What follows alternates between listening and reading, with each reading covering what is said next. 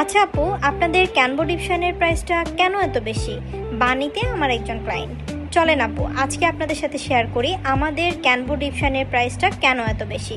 প্রথমত, আমরা কোনো স্কিন টেস্ট ছাড়া কোনো সার্ভিস শুরু করি না এবং হেয়ার টেস্ট ছাড়া কোনো পার্মানেন্ট ট্রিটমেন্ট শুরু করা হয় না। আপুর এখানে টেস্ট হয়ে গিয়েছে এবং আমরা আপুকে হেয়ার ওয়াশে নিয়ে গিয়ে সেকশন করে ফেলেছি। অবশ্যই হেয়ার ড্রাই করে নিয়েছি। পুরো ভিডিওটা অনেক বেশি লং হয়ে যাবে দেখে আমি আপনাদের সাথে পুরোটা শেয়ার করে নিই। সেকশন ওয়াইজ আমরা ফার্স্ট ক্রিমটা অ্যাপ্লাই করে নিয়েছি আপুর পুরো চুলে খুব সুন্দরভাবে।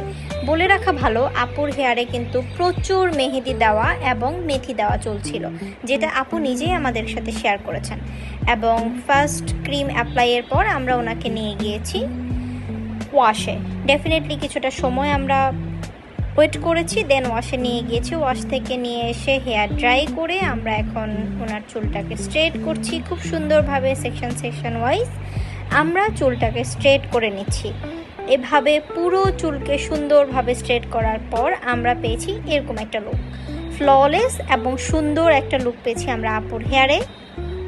দেখতেই পাচ্ছেন আপনারা ভিডিওতে কত সুন্দর একটি রেজাল্ট এসছে। আপুর ফার্স্ট চুলগুলো কিন্তু একদম ফুলা ছিল, কার্লি ছিল, কিন্তু এখন সুন্দর হয়ে গেছে। অ্যান্ড দেন আমরা এটাকে কুল করে সেকেন্ড ক্রিমটা অ্যাপ্লাই করে রেখে দিয়েছি। তারপরে ওয়াশ করে পেয়ে গেছি এত সুন্দর এবং ফ্ললেস একটা হেয়ার। যারা যারা করতে চান চলে আসবেন।